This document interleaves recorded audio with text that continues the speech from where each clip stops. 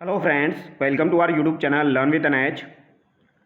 आज के इस वीडियो में दोस्तों हम फोर्थ ग्रेड एग्ज़ाम से संबंधित यानी कि आपकी चतुर्थ श्रेणी एग्ज़ाम से संबंधित एक पेपर के बारे में चर्चा करेंगे। कलाम एकेडमी के द्वारा दोस्तों माइनर टेस्ट 1 आयोजित करवाया गया है, तो इसके बारे में हम चर्चा करने वाले हैं। जो भी विद्यार्थी फोर्थ ग्रेड एग्ज़ाम की तैयारी कर रहे हैं दोस्तों, वो इस वीडियो को ज़रूर देखिए। यहाँ से आपको काफ़ी कुछ सीखने को मिलेगा और आपको आइडिया लगेगा किस तरीके के सवाल आपके एग्ज़ाम में पूछे जाएंगे। हालांकि ये माइनर टेस्ट 1 है, ज़्यादा टफ सवाल यहाँ पर नहीं पूछे गए हैं, इजी सवाल आपको यहाँ पर देखने को मिलेंगे। तो चलिए दोस्तों, बिना देरी के शुरू करते हैं। पहला सवाल देखिए, राज्य के पूर्व से पश्चिम तथा उत्तर से दक्षिण विस्तार में अंतर है। तो राजस्थान में पूर्व से पश्चिम जो विस्तार है दोस्तों आपका, वो कितना है? वो 869 है आपका, और उत्तर से दक्षिण विस्तार कितना है? 826 है। तो इन दोनों का अंतर पूछा गया है, तो ये कितना हो जाएगा आपका? 43 किलोमीटर हो जाएगा।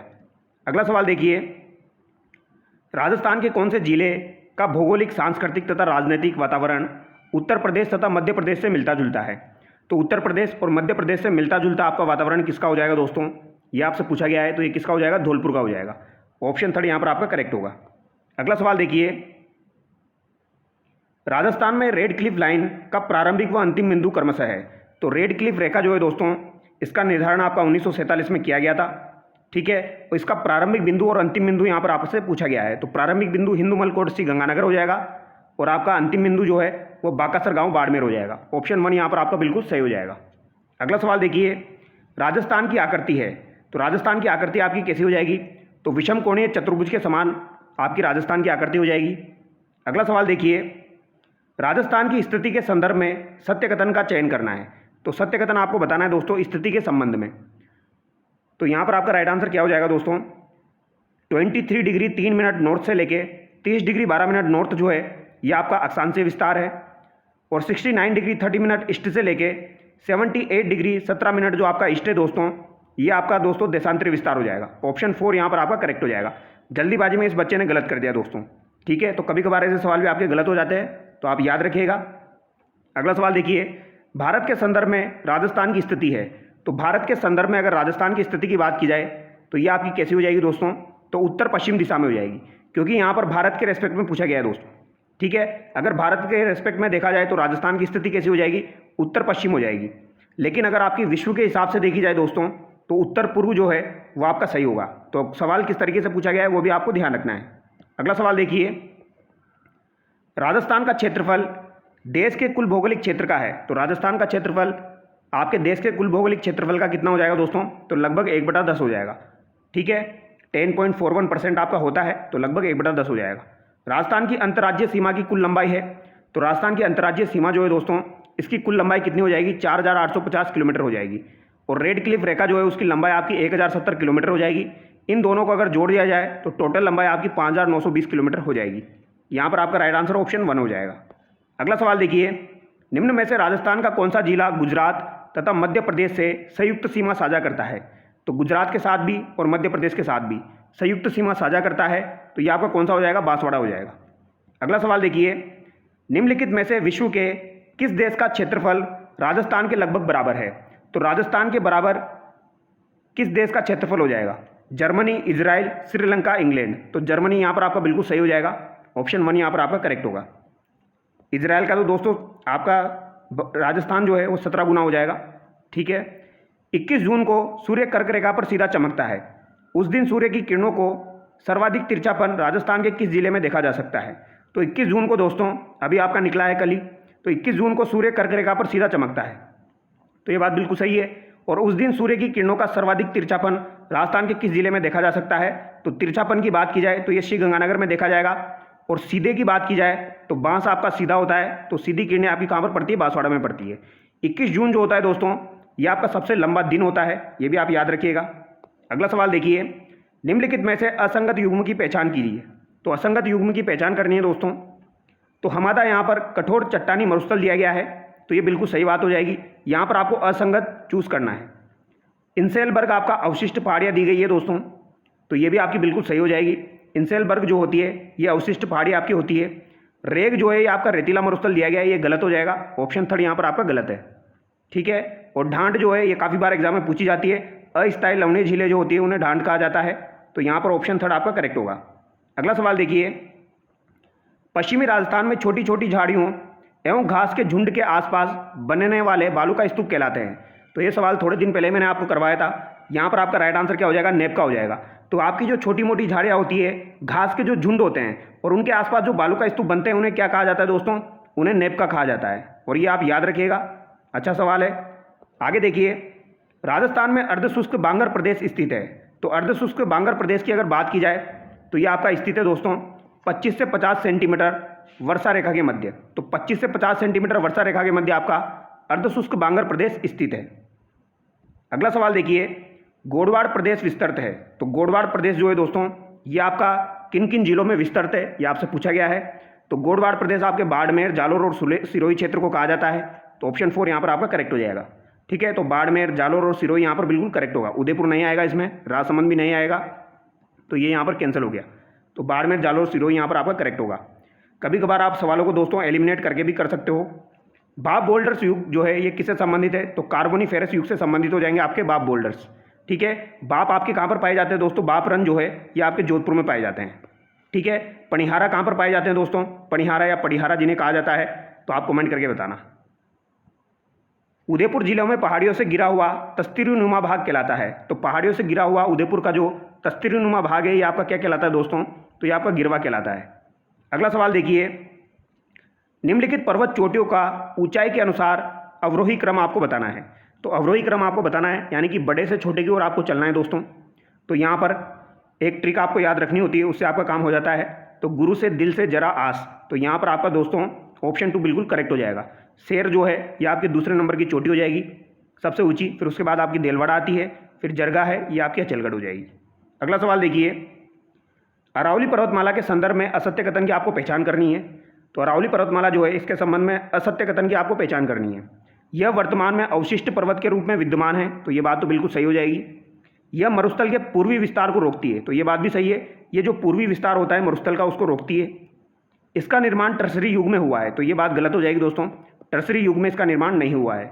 यह दक्षिण पश्चिम से उत्तर पूर्व दिशा में विस्तृत है, तो ये बात भी आपकी सही हो जाएगी। यानी कि यहाँ पर राइट आंसर आपका ऑप्शन 3 हो जाएगा। अगला सवाल देखिए, लसाड़िया का पठार अवस्थित है। तो लसाड़िया का जो पठार है दोस्तों ये आपका कहाँ पर अवस्थित है, तो जैसमंद झील के पूर्व में दोस्तों आपका लसाड़िया का पठार आपको देखने को मिलेगा, जो कि आपका एक उबड़ खाबड़ पठार है। और उपरमाल का पठार आपको कहाँ पर देखने को मिलेगा दोस्तों, तो भैंस के ऊपर बीज, ये मैं आपको बता चुका हूँ। तो भैंस के ऊपर बीज जो है यह इसे कहा जाता है उपरमाल का पठार, यानी बेसोरगढ़ से लेकर बिजोलिया तक आपको उपरमाल का पठार है। गोगुंदा से कुंभलगढ़ तक आपका कौन सा पठार हो जाएगा, तो ये आपका भोराट का पठार हो जाएगा। और यहाँ पर आपका उदयपुर शहर और जैसमंद झील के मध्य में आपका कौन सा हो जाएगा, लसाड़िया का पठार हो जाएगा। ठीक है, अगला सवाल देखिए, राजस्थान में निम्न में से कौन से जिले मुख्यतः बीहड़ से प्रभावित है। तो बीहड़ से प्रभावित जिले आपके कौन कौन से हो जाएंगे दोस्तों, सिंपल सा सवाल है। तो ये आपके करौली, धौलपुर, सवाई माधोपुर हो जाएंगे। अगला सवाल देखिए, निम्नलिखित में से कौन सी पूर्वी मैदानी का भाग है, यानी कौन सा यहाँ पर आपका पूर्वी मैदान का भाग है। तो पूर्वी मैदान का भाग लूनी बेसिन नहीं होगा, यहाँ पर आपका पूर्वी मैदान का भाग है, पूछा गया है दोस्तों, इंपॉर्टेंट सवाल है। शाहबाद उच्च भूमि भी नहीं होगा, डंग गंगाधर उच्च भूमि भी नहीं होगा, क्योंकि ये हाड़ौती के हो जाएंगे। यहाँ पर आपका बोला गया है पूर्वी मैदान का भाग है, तो ये मध्य माही बेसिन यहाँ पर आपका करेक्ट होगा। ऑप्शन 4 यहाँ पर आपका सही हो जाएगा। ठीक है, अगला सवाल देखिए, राजस्थान में विंध्यन कंगार किस क्षेत्र में पाए जाते हैं। तो विंध्यन कंगार जो है ये आपके किस क्षेत्र में पाए जाते हैं दोस्तों, तो सवाई माधोपुर और कोटा क्षेत्र में आपके विंध्यन कंगार पाए जाते हैं। अगला सवाल देखिए, घोड़े के नाल जैसी आकृतियों की पहाड़ी स्थित है। तो घोड़े की नाल जैसी आकृति पहाड़ी आपकी कहाँ पर पाई जाती है, तो ये आपकी रामगढ़ बारा में पाई जाती है। ऑप्शन 1 यहाँ पर आपका सही हो जाएगा। अगला सवाल देखिए, 56 का मैदान विस्तृत है। तो 56 का मैदान जो है दोस्तों ये आपका बांसवाड़ा और प्रतापगढ़ के मध्य में विस्तृत है। ऑप्शन 2 यहाँ पर आपका सही होगा, ये आपको याद रखना है। तो बांसवाड़ा और प्रतापगढ़ यहाँ पर बिल्कुल सही हो जाएगा आपका। ठीक है, जब भी आपको डूंगरपुर बांसवाड़ा और बांसवाड़ा प्रतापगढ़ दोनों साथ में दिए जाए तो इसको ही आपको प्रायोरिटी देनी है, और अगर ये ऑप्शन में नहीं मिले तो फिर डूंगरपुर बांसवाड़ा आप आंसर कर सकते हो। ठीक है, अगला सवाल देखिए, 18 करोड़ वर्ष पुराने वानस्पतिक जीवाश्म जैसलमेर के किस स्थान से प्राप्त किया। तो 18 करोड़ वर्ष पुराने वानस्पतिक आपके जीवाश्म जैसलमेर के किस स्थान से प्राप्त किया दोस्तों, तो ये आपके आकल से प्राप्त हुए हैं। देशहरो क्या है, तो देशहरो आपके क्या हो जाएगा, तो आपको देशहरो जो हो जाएगा दोस्तों ये हरा भरा क्षेत्र होता है आपका, रागा और जरगा पहाड़ियाँ हैं उनके मध्य का जो हरा भरा क्षेत्र है वो आपका देशहरो कहलाता है। अगला सवाल देखिए, पूर्वी मैदानी प्रदेश निम्न में से किसका अवशेष है। तो पूर्वी मैदानी प्रदेश जो है दोस्तों और चाहे आपका पश्चिमी पूछा जाए, तो पश्चिमी और पूर्वी जो दोनों हैं ये आपके 33 सागर के अवशेष है, ठीक है। जबकि आपकी अरावली जो है और इसके अलावा जो आपका ये हाड़ौती का पठार आ जाता है, तो इधर का जो हिस्सा है दोस्तों आपका, ये आपका किसका, गोंडवाना लैंड का हिस्सा हो जाएगा, ठीक है। अर्ध शुष्क से आर्द्र जलवायु वाले प्रदेशों में पाई जाती है, तो अर्ध शुष्क से आर्द्र जलवायु वाले प्रदेशों में आपकी पाई जाती है। तो यहाँ पर कौन सी आपकी दोस्तों, अल्फीसोल्स, एंटीसोल्स, वर्टिसोल्स और इनसेप्टिसोल्स। तो अर्ध शुष्क में आपकी कौन सी हो जाएगी, एंटीसोल्स हो जाएगी, ठीक है। यहाँ पर पूछा गया है अर्ध शुष्क से आर्द्र जलवायु वाले प्रदेशों में पाई जाती है। अगर यहाँ पर ओनली अर्ध शुष्क बोला जाता दोस्तों, तब तो हम एंटीसोल्स आंसर करते हैं, लेकिन यहाँ पर बोला गया है अर्ध शुष्क से आर्द्र जलवायु वाले प्रदेशों में पाई जाती है। तो अर्ध शुष्क से आर्द्र वायु जलवायु वाले प्रदेशों में आपकी इनसेप्टिसोल्स पाई जाती है। ऑप्शन थर्ड यहाँ पर आपका करेक्ट होगा, इसको करेक्ट कर लेना आप, ऑप्शन थर्ड यहाँ पर करेक्ट होगा। निम्नलिखित विचारों पर, कथनों पर विचार करना है। इस मिट्टी का निर्माण भौतिक अपक्षय या फिर अधिक तापांतर से हुआ है और इस मृदा की जल धारण क्षमता न्यूनतम होती है। तो जल धारण क्षमता काफ़ी न्यूनतम होती है, तो ये आपकी कौन सी मृदा हो जाएगी, मरुस्थलीय मृदा हो जाएगी। अगला सवाल देखिए, राजस्थान में साई रोजेम्स और इसके अलावा जिप्सीफेरस मृदा का विस्तार किन जिलों में है। तो जिप्सीफेरस मृदा आपसे पूछी गई है और साई रोज्म मृदा होती है आपकी, तो ये आपसे पूछी गई है। तो इनका विस्तार आपका गंगानगर और बीकानेर में हो जाएगा। ऑप्शन 4 यहाँ पर आपका करेक्ट होगा। स्पेशली जिप्सीफेरस काफ़ी बार एग्जाम में पूछी जाती है, बीकानेर आपको याद रखना है। अगला सवाल देखिए, राजस्थान कृषि विभाग द्वारा राजस्थान की मिट्टियों को कितने भागों में बांटा गया है। तो राजस्थान कृषि विभाग के द्वारा राजस्थान की मिट्टियों को दोस्तों 14 भागों में बांटा गया है। कितने भागों में बांटा गया है, 14 भागों में बांटा गया है राजस्थान कृषि विभाग के द्वारा। और अगर कृषि जलवायु प्रदेशों की बात की जाए तो फिर 10 भागों में बांटा गया है। राजस्थान में निम्नलिखित में से कौन से जिले मृदा की पारिस्थितिकीय समस्या सेम से भीषणतम प्रभावित है। तो मृदा की पारिस्थितिकीय समस्या सेम से प्रभावित है, तो ये आपके दोस्तों गंगानगर, हनुमानगढ़ काफ़ी ज़्यादा सेम से प्रभावित है। निम्नलिखित में से किस मृदा को स्वतः ज्योत मृदा के नाम से भी जाना जाता है। तो काली मृदा जो होती है दोस्तों, इसके कण जो है ये काफ़ी बारीक होते हैं और इसमें स्वतः ज्योत की आपकी जो है क्वालिटी पाई जाती है। अगला सवाल देखिए, बनास नदी के जलग्रहण क्षेत्र में निम्नलिखित में से किस मृदा का अधिकांश क्षेत्रफल है। तो बनास नदी के जलग्रहण में किस मृदा का अधिकांश क्षेत्रफल आपको देखने को मिल जाएगा दोस्तों। तो बनास नदी का अपवाद क्षेत्र जो होता है उसे हम याद रखते हैं RBC ATM से दोस्तों, ठीक है। यहाँ पर राजसमंद, भीलवाड़ा, चित्तौड़ आपका यहाँ पर आ जाता है दोस्तों, अजमेर, टोंक, सवाई माधोपुर यहाँ पर आपका आ जाता है। तो ये आपका बनास नदी का अपवाद क्षेत्र होता है, तो यहाँ पर आपकी भूरी मृदा पाई जाती है। ऑप्शन 4 यहाँ पर आपका करेक्ट हो जाएगा। अगला सवाल देखिए, निम्नलिखित में से मृदा अपर्दन का प्रकार है। तो मृदा अपर्दन का प्रकार आपका क्या हो जाएगा दोस्तों, अवनालिका अपर्दन हो जाएगा, परतदार अपर्दन हो जाएगा, चादरी अपर्दन हो जाएगा। उपरोक्त सभी यहाँ पर आपका करेक्ट होगा। निम्नलिखित में से राजस्थान में मृदा की समस्या है। तो मृदा की समस्या यहाँ पर कौन कौन सी हो जाएगी। तो मृदा अपर्दन भी देखने को मिलेगा, सेम की समस्या भी है, मृदा अवकर्षण भी है, तो उपरोक्त सभी यहाँ पर आपका करेक्ट होगा। लवणीय मृदा किस जिला युग्म में मुख्यतः पाई जाती है। तो लवणीय मृदा आपकी कहाँ पर पाई जाती है, ये अच्छा सवाल है दोस्तों आपका। तो जालोर और बाड़मेर में आपको लवणीय मृदा देखने को मिल जाएगी। लाल लोमी मृदा पाई जाती है। तो लाल लोमी मृदा दोस्तों आपको डूंगरपुर बांसवाड़ा क्षेत्र में देखने को मिलेगी, यानी कि दक्षिण राजस्थान, यहाँ पर आपका करेक्ट होगा। हाड़ौती प्रदेश में प्रधान प्रकार की मृदा है। तो हाड़ौती प्रदेश में जो आपकी प्रधान प्रकार की मृदा है वो कौन सी हो जाएगी, वर्टिसोल हो जाएगी। एरिडी मृदा समूह प्रधानतः राजस्थान के किस प्रदेश में पाया जाता है। तो एरिडी मृदा समूह जो है ये आपका पश्चिमी राजस्थान में पाया जाता है दोस्तों।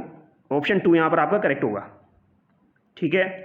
अगला सवाल देखिए, राजस्थान में सालर वन का विस्तार है। तो राजस्थान में जो सालर वन पाए जाते हैं दोस्तों आपके, ये कहाँ पर पाए जाते हैं। तो ये आपके अलवर, चित्तौड़गढ़ और उदयपुर में पाए जाते हैं। आबू क्षेत्र सिरोही में किस प्रकार की वनस्पति पाई जाती है।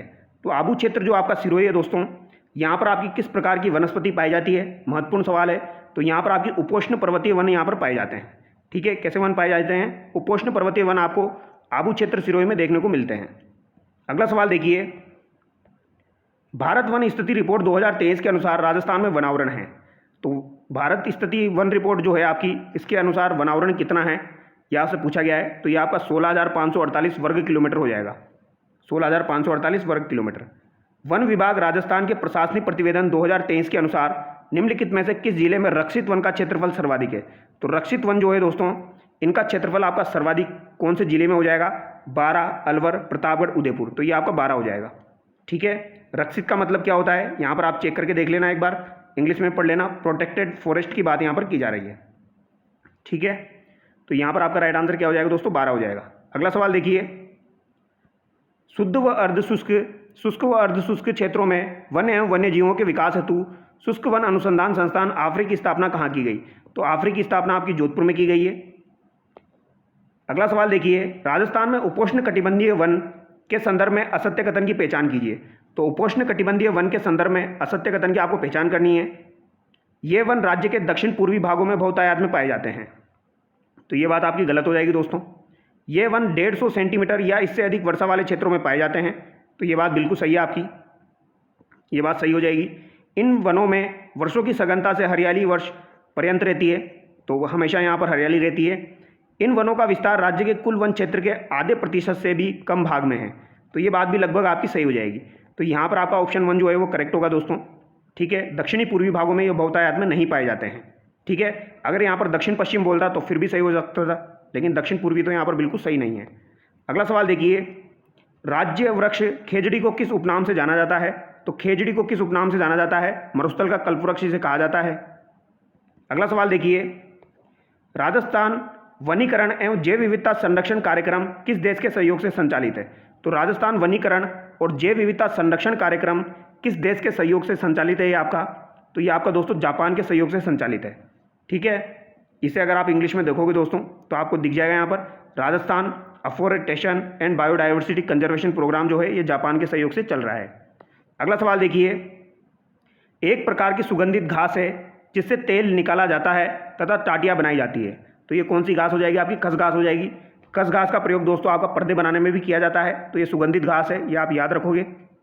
अगला सवाल देखिए, ISFR 2023 की रिपोर्ट के अनुसार राजस्थान में सर्वाधिक वनावरण वाला जिला है। तो राजस्थान में सर्वाधिक वनावरण वाला जिला आपका कौन सा हो जाएगा? उदयपुर हो जाएगा। ऑप्शन 1 यहाँ पर आपका करेक्ट होगा। निम्नलिखित में से असुमेलित युग्म की पहचान कीजिए। तो यहाँ पर असुमेलित युग्म की पहचान करनी है। विश्व वानिकी दिवस 22 मार्च दिया गया है, जो कि आपका गलत हो जाएगा दोस्तों। विश्व जैव विविधता दिवस 22 मई बिल्कुल सही है।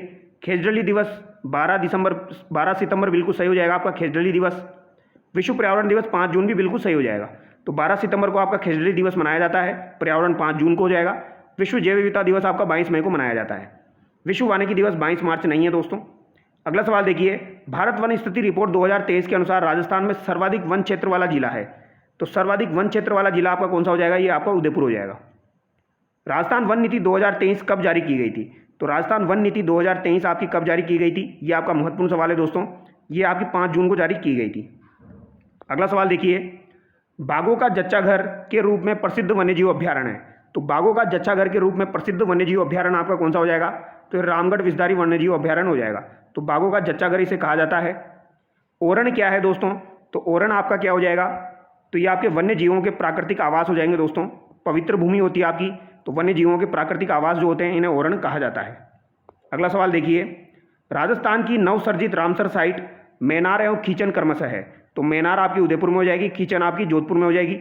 ठीक है, तो ये उदयपुर और जोधपुर यानी फलोदी आपका करेक्ट हो जाएगा। ऑप्शन 4 यहाँ पर आपका सही है। अगला सवाल देखिए, निम्नलिखित में से राजस्थान का 37वां कंजर्वेशन रिजर्व है। तो 37वां कंजर्वेशन रिजर्व आपका कौन सा हो जाएगा? तो ये आपका आसोप भीलवाड़ा हो जाएगा। अगला सवाल देखिए, निम्नलिखित वन्य जीव संरक्षण स्थल को उत्तर से दक्षिण के क्रम में व्यवस्थित कर उपयुक्त रूट का चयन कीजिए। तो उत्तर से दक्षिण के क्रम में आपको सही तरीके से व्यवस्थित करना है। तो यहाँ पर आपका राइट आंसर क्या हो जाएगा दोस्तों? तो सबसे पहले तो आपका केवलादेव आ जाएगा, फिर आपका बंद बारेटा आ जाएगा, फिर आपका वन विहार धौलपुर वाला आ जाएगा, फिर सवाई मानसिंह आ जाएगा। केवलादेव और बंद बारेटा दोनों भरतपुर में आपके हो जाएंगे। ऑप्शन 3 यहाँ पर आपका करेक्ट है। अगला सवाल देखिए, राजस्थान में जीवाश्म उद्यान के उपनाम से जाना जाता है। तो जीवाश्म उद्यान के नाम से किसे जाना जाता है? तो ये राष्ट्रीय मरु उद्यान जैसलमेर को जाना जाता है। अगला सवाल देखिए, यहाँ पर ये मैथमेटिक्स के सवाल है दोस्तों। तो ये 15 सवाल मैं आप लोगों के लिए छोड़ रहा हूँ, ज़्यादा टफ सवाल नहीं है, इजी सवाल है, आराम से आप कर सकते हो। ठीक है, तो इसकी PDF मैं आपको प्रोवाइड कराऊंगा, तो आप कर लेना। एवरेज के सवाल, इसके अलावा अनुपात के सवाल, ऐसे कुछ सवाल आपको देखने को मिलेंगे। अगला सवाल देखिए, हाल ही में राजस्थान सरकार के द्वारा राजस्थान के शिक्षा में बढ़ते कदम कार्यक्रम का नाम परिवर्तित करके क्या रखा गया? तो इसका नाम परिवर्तित करके क्या रखा गया है दोस्तों? तो मुख्यमंत्री शिक्षित राजस्थान अभियान इसका नाम कर दिया गया है। हाल ही में इसरो द्वारा लॉन्च स्पेसडेक्स जो है दोस्तों, इसके अंतर्गत कौन सा लॉन्च विकल्प प्रयोग में लिया गया? तो इंपॉर्टेंट सवाल है, इसके अंतर्गत आपका कौन सा लॉन्च विकल्प यूज में लिया गया? तो स्पेसडेक्स के लिए आपका दोस्तों PSLV C60 यूज में लिया गया था। और प्रोबा के लिए आपका कौन सा यूज में लिया गया? प्रोबा के लिए C59 यूज में लिया गया। ठीक है, तो ये आप याद रखोगे, PSLV C60 जो है दोस्तों, ये आपका स्पेडेक्स के लिए यूज़ में लिया गया। अगला सवाल देखिए, वन सर्वेक्षण रिपोर्ट 2023 के अनुसार देश में सर्वाधिक अभिलेखित वन क्षेत्र वाला राज्य कौन सा है? तो सर्वाधिक अभिलेखित वन क्षेत्र वाला राज्य आपका कौन सा हो जाएगा? तो ये आपका मध्य प्रदेश हो जाएगा दोस्तों, क्योंकि यहाँ पर भारत की बात की जा रही है। अगला सवाल देखिए, निम्नलिखित में से किन्हें वर्ष 2025 का पद्मश्री पुरस्कार प्रदान किया गया? तो पद्मश्री पुरस्कार किसे प्रदान किया गया है दोस्तों? तो ये आपके सिनकाफ निज़ाम, बतूल बेगम और बैजनाथ महाराज, इनको प्रदान किया गया है। ऑप्शन 4 यहाँ पर आपका करेक्ट होगा। ठीक है, 1 2 3 यहाँ पर आपका करेक्ट हो जाएगा दोस्तों। ठीक है, क्योंकि यहाँ पर 2025 की बात की जा रही है। अगला सवाल देखिए, अर्जुन अवार्ड 2024 से सम्मानित होने वाले पैरा खिलाड़ी मोना अग्रवाल का संबंध किस खेल से है? तो मोना अग्रवाल का संबंध आपका पैरा शूटिंग से हो जाएगा दोस्तों। ठीक है, ऑप्शन 2 यहाँ पर आपका करेक्ट होगा। इनको अर्जुन अवार्ड दिया गया है 2024 वाला, तो पैरा शूटिंग से इनका संबंध हो जाएगा। अगला सवाल देखिए, केंद्रीय साहित्य अकादमी द्वारा राजस्थानी भाषा की किस कृति के लिए मुकुटमणि राज को वर्ष 2024 का साहित्य अकादमी पुरस्कार प्रदान किया गया? तो गाँव और अम्मा के लिए दोस्तों मुकुटमणि राज को आपका राजस्थान साहित्य अकादमी 2024 का पुरस्कार दिया गया था। अगला सवाल देखिए, हाल ही में किसे भारतीय रिजर्व बैंक RBI के 26वें गवर्नर के रूप में नियुक्त किया गया है? तो 26वें गवर्नर के रूप में संजय मल्होत्रा को नियुक्त किया गया है। ऑप्शन 3 यहाँ पर आपका करेक्ट होगा। मलेशिया में आयोजित पहले अंडर 19 महिला एशिया कप का खिताब किसने जीता? तो पहला अंडर 19 महिला एशिया कप का खिताब किसके द्वारा जीता गया दोस्तों? तो ये आपके भारत के द्वारा जीता गया। अगला सवाल देखिए, निम्नलिखित में से कौन सा एक डिजिटल कृषि मिशन का घटक नहीं है? तो डिजिटल कृषि मिशन का घटक आपका कौन सा यहाँ पर नहीं है? तो ये आपका हो जाएगा दोस्तों ई नाम पोर्टल। ठीक है, एग्री स्टेक, मृदा प्रोफाइल मैपिंग, कृषि निर्यात सहायता प्रणाली, ये तीनों आपके दोस्तों डिजिटल कृषि मिशन के घटक है। ई नाम पोर्टल जो है ये आपका कृषि मिशन का घटक नहीं है। ठीक है, एग्री स्टेक भी आप याद रखना, ये भी आपका कृषि मिशन का घटक है। अगला सवाल देखिए, 10वीं विश्व आयुर्वेद कांग्रेस का आयोजन कहाँ किया गया? तो ये आपकी दोस्तों 10वीं विश्व आयुर्वेद कांग्रेस का आयोजन कहाँ पर किया गया? इंपॉर्टेंट सवाल है आपका। तो ये आपका देहरादून उत्तराखंड में किया गया। और ये सवाल मैंने आपको दोस्तों करंट अफेयर में करवाया था, इंपॉर्टेंट सवाल है। मैंने बोला था ये सवाल आपका पूछा जा सकता है, और ये सवाल आपका देखना फाइनल एग्जाम में भी पूछा जा सकता है, या तो पटवार वीडियो किसी न किसी एग्जाम में ये सवाल आपको जरूर देखने को मिलेगा। तो विश्व आयुर्वेद कांग्रेस आपका कहाँ पर आयोजित हुआ है? देहरादून उत्तराखंड में।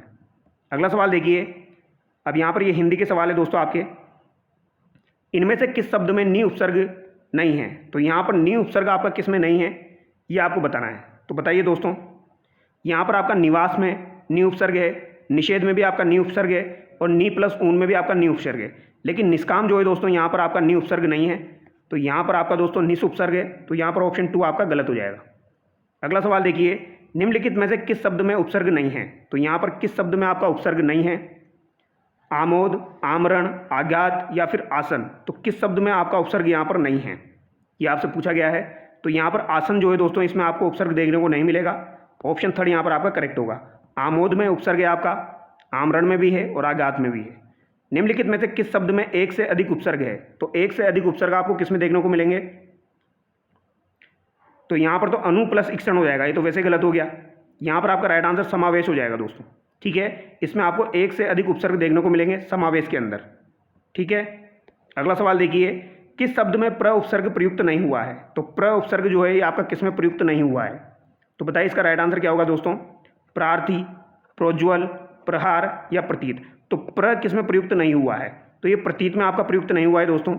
प्रार्थी में भी है प्र प्लस अर्थी, प्र प्लस उज्ज्वल, प्र प्लस हार, लेकिन प्रतीत में आपका नहीं है, यहाँ पर आपका प्रति है। अगला सवाल देखिए, किस शब्द में परा उपसर्ग आपका नहीं है? तो परा उपसर्ग आपका किस शब्द में नहीं है दोस्तों? पराजय, परावर्तन, परास्त और परार्थ। तो परा उपसर्ग आपका किस में नहीं है? तो परार्थ में आपका परा उपसर्ग नहीं है। ऑप्शन 3 यहाँ पर आपका बिल्कुल करेक्ट होगा। अगला सवाल देखिए, क्वेश्चन नंबर 91 दोस्तों, किस शब्द में संधि और उपसर्ग दोनों प्रयुक्त हुए हैं? तो ऐसा कौन सा शब्द है जहाँ पर संधि और उपसर्ग आपके दोनों प्रयुक्त हुए हैं दोस्तों? तो संचय में आपकी संधि भी हुई है और उपसर्ग भी यहाँ पर आपको देखने को मिल जाएगा। निम्नलिखित में से किस विकल्प में अनु उपसर्ग नहीं है? तो अनु उपसर्ग यहाँ पर किस विकल्प में आपका नहीं है? तो अनुराग में है, अनुदित में भी है, अनु प्लस उदित, अनुशंसा में भी है, लेकिन अनुत्तम में दोस्तों आपका अनु उपसर्ग यहाँ पर नहीं है। अगला सवाल देखिए, शुद्ध शब्द का चयन कीजिए। तो शुद्ध शब्द का यहाँ पर आपको चयन करना है, द्विधा, तत्वाधान, ईर्ष्या या उच्च संकलन। तो शुद्ध शब्द का चयन करना है दोस्तों, बताइए। तो द्विधा, ईर्ष्या, तत्वाधान, ये तीनों यहाँ पर गलत लिखे हुए हैं। उच्च संकलन यहाँ पर बिल्कुल सही लिखा हुआ है। वर्तनी की दृष्टि से अशुद्ध शब्द है, तो वर्तनी की दृष्टि से अशुद्ध शब्द यहाँ पर आपका कौन सा हो जाएगा? तो यहाँ पर महात्म्य जो दिया गया है ये वर्तनी की दृष्टि से आपका अशुद्ध है। कुमुदनी सही है, अंतर्धान भी सही है, आजीविका भी यहाँ पर सही लिखा हुआ है। किस विकल्प में सभी शब्द शुद्ध है? तो सभी शब्द शुद्ध यहाँ पर किस विकल्प में आपके हो जाएंगे? तो यहाँ पर दोस्तों पुरस्कार और कैलाश जो दिया गया है इसमें आपके दोनों शब्द शुद्ध है। कैलाश को इसी तरीके से लिखा जाता है, आप याद रखेंगे, कैलाश को इसी तरीके से लिखा जाता है, और पुरस्कार जो है ये भी सही लिखा हुआ है यहाँ पर। अगला सवाल देखिए, निम्नलिखित में से कौन सा शब्द शुद्ध नहीं है? तो यहाँ पर कौन सा शब्द आपका शुद्ध नहीं है दोस्तों? बताइए दोस्तों। 96 का आंसर आपका क्या हो जाएगा? अंत्याक्षरी बिल्कुल सही लिखा हुआ है। अतिशयोक्ति, अतिशयोक्ति भी सही लिखा हुआ है। केंद्रीकरण ये भी सही है, ठीक है। यहाँ पर भी पूरा श आता है आपका। तो यहाँ पर उपलक्ष्य जो लिखा हुआ है ये गलत है दोस्तों। किस विकल्प में अशुद्ध शब्द है? तो अशुद्ध शब्द यहाँ पर किस में हो जाएगा? त्योहार आपका सही लिखा हुआ है, पिपीलिका भी सही है, तिलांजलि भी सही है। वाल्मीकि यहाँ पर गलत लिखा हुआ है दोस्तों, ठीक है। तो यहाँ पर ऑप्शन 3 आपका करेक्ट हो जाएगा। इनको आगे एक बार खुद लिख लिख के देख लेना कौन सा वर्ड सही है, क्योंकि यहाँ पर दोस्तों ये माइनर टेस्ट है। माइनर टेस्ट में आपके शुद्ध शब्द और संधि होगी चैप्टर में, तो ये सारे सवाल आपके इसी के दिए गए हैं। तो यहाँ पर शुद्ध शब्द आपको बताना है, तो शुद्ध शब्द कौन सा हो जाएगा दोस्तों? रचयिता, दधीची, न्योछावर, मुहूर्त। तो यहाँ पर शुद्ध शब्द आपको बताना है। तो यहाँ पर मुहूर्त बिल्कुल सही लिखा हुआ है, मुहूर्त इसी तरीके से लिखा जाता है दोस्तों। अगला सवाल देखिए, रचयिता नहीं होता है, ये रचयिता होता है दोस्तों। निम्नलिखित में से शुद्ध शब्द नहीं है, तो यहाँ पर कौन सा आपका शुद्ध शब्द नहीं है ये आपको बताना है। कवित्री, सम्रागी, उज्ज्वल और इसके अलावा मुहर्रम। तो यहाँ पर कौन सा आपका शुद्ध नहीं है? मुहर्रम यहाँ पर सही नहीं लिखा हुआ है। अगला सवाल देखिए, गुण संधि का उदाहरण है। तो यहाँ पर गुण संधि का उदाहरण कौन सा हो जाएगा? तो ये आपका जल प्लस ऊर्जा जो है ये आपका गुण संधि का उदाहरण है। अनविक्षा शब्द में कौन सी संधि है? तो अनु प्लस इक्षा में आपकी कौन सी संधि हो जाएगी दोस्तों? तो यहाँ पर आपकी यण संधि हो जाएगी। अनु प्लस इक्षा में आपकी यण संधि हो जाएगी। निम्नलिखित में से किस शब्द का संधि विच्छेद असंगत है? तो किस शब्द का संधि विच्छेद आपका असंगत है यहाँ पर? तो बताइए। कटुक्ति, कटु प्लस उक्ति बिल्कुल सही है।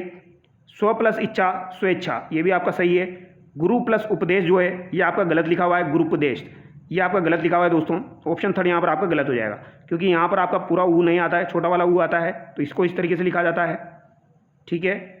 आगे देखिए, मिथिलेश यहाँ पर दिया है, मिथिला प्लस ईस ये भी आपका सही हो जाएगा। तो यहाँ पर आपका राइट आंसर ऑप्शन 3 होगा।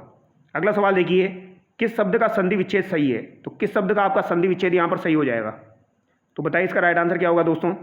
श्रद्धा प्लस अंजलि, श्रद्धांजलि बिल्कुल सही लिखा हुआ है। ऑप्शन 2 यहाँ पर आपका करेक्ट होगा। अब यहाँ पर डायरेक्ट मैं आपको आंसर बता रहा हूँ। अभिष्ट का सही संधि विच्छेद है, तो अभिष्ट का सही संधि विच्छेद क्या हो जाएगा दोस्तों? तो ये आपका हो जाएगा अभि प्लस इष्ट। अब अभि में कौन सा वाला आपका अभी आएगा दोस्तों? तो यहाँ पर अभी आपका छोटा वाला आएगा, लेकिन यहाँ पर ई की मात्रा भी छोटी वाली आएगी। इष्ट को कभी भी इस तरीके से नहीं लिखा जाता है, इष्ट को इसी तरीके से लिखा जाता है। तो यहाँ पर ऑप्शन 1 आपका करेक्ट होगा। उच्चिष्ट शब्द का संधि विच्छेद है, तो उच्चिष्ट शब्द जो है इसका संधि विच्छेद क्या हो जाएगा? तो इसका संधि विच्छेद क्या होगा? उद प्लस शिष्ट। ऑप्शन 3 यहाँ पर आपका करेक्ट होगा। निम्नलिखित में से व्यंजन संधि का उदाहरण है, तो व्यंजन संधि का उदाहरण क्या हो जाएगा दोस्तों आपका? तो सत प्लस जन, सज्जन ये आपका व्यंजन संधि का उदाहरण हो जाएगा। धनुष टंकार शब्द में संधि है, तो धनुष टंकार शब्द में आपकी किस प्रकार की संधि हो जाएगी? तो धनु प्लस टंकार, तो यहाँ पर अपने आप आपकी विसर्ग संधि हो जाएगी। निम्नलिखित में से कौन सा शब्द संधि रहित है? तो यहाँ पर कौन सा शब्द आपका संधि रहित है? पवन प्रहार, गंगोर्मी या फिर सदैव। तो सदा प्लस एव सदैव, इसमें तो आपकी संधि हो जाएगी। पवन में भी आपकी अयादि संधि हो जाएगी। तो यहाँ पर कौन सा आपका संधि रहित है? तो गंगोर्मी में भी संधि है, तो दोस्तों गंगा प्लस उर्मी, प्रहार यहाँ पर बिल्कुल सही हो जाएगा। निम्नलिखित में से किस शब्द में स्वर संधि है? तो स्वर संधि आपकी किस में हो जाएगी? तो विनायक में आपकी स्वर संधि हो जाएगी दोस्तों, ठीक है। ऑप्शन 4 यहाँ पर आपका करेक्ट होगा। इसको इस तरीके से लिखा जाता है विनायक। यहाँ पर आपकी विनायक में कौन सी संधि हो जाएगी? अयादि संधि यहाँ पर हो जाएगी शायद, ठीक है, ये आप याद रखेंगे। निम्नलिखित में से व्यंजन संधि का उदाहरण नहीं है, तो व्यंजन संधि का उदाहरण यहाँ पर कौन सा नहीं है आपका? तो अति प्लस अल्प ये तो आपका यण संधि का उदाहरण है, तो ये आपका स्वर संधि का उदाहरण हो जाएगा। उत प्लस मुख, उन्मुख, सदा से और तन्मय ये आपके व्यंजन संधि के उदाहरण है। किस विकल्प में संधि विच्छेद गलत है? तो किस विकल्प में आपका संधि विच्छेद गलत हो जाएगा? तो यहाँ पर दोस्तों आपका अनु प्लस एक्सी जो दिया गया है इसमें आपका संधि विच्छेद गलत है, ठीक है, क्योंकि एसी आपका इस तरीके से नहीं आता है। हो प्लस हन बिल्कुल सही है। दिक प्लस अंत भी आपका सही है, दिगंत। जगत प्लस अम्बा, जगदम्बा भी ये भी आपका सही हो जाएगा। तो यहाँ पर आपका ऑप्शन 1 गलत है। अब यहाँ पर दोस्तों ये 112वां जो सवाल है इसमें मिस्टेक है थोड़ी। 113वां सवाल देखिए आप, निम्नलिखित में से विसर्ग संधि का उदाहरण नहीं है। तो विसर्ग संधि का उदाहरण कौन सा नहीं है यहाँ पर? तो निरक्षर, सरोज और यशोदा, ये आपके सभी के सभी विसर्ग संधि के उदाहरण है, लेकिन तीर्थंकर जो है ये आपका विसर्ग संधि का उदाहरण नहीं है। स्वर संधि के कितने भेद होते हैं? तो स्वर संधि के कितने भेद होते हैं दोस्तों? 5 भेद होते हैं। दीर्घ संधि, गुण संधि, वृद्धि संधि और आपकी यण और अयादि संधि होती है। 5 संधियाँ होती है। संधि का शाब्दिक अर्थ है, तो संधि का शाब्दिक अर्थ आपका क्या हो जाएगा? मेल हो जाएगा।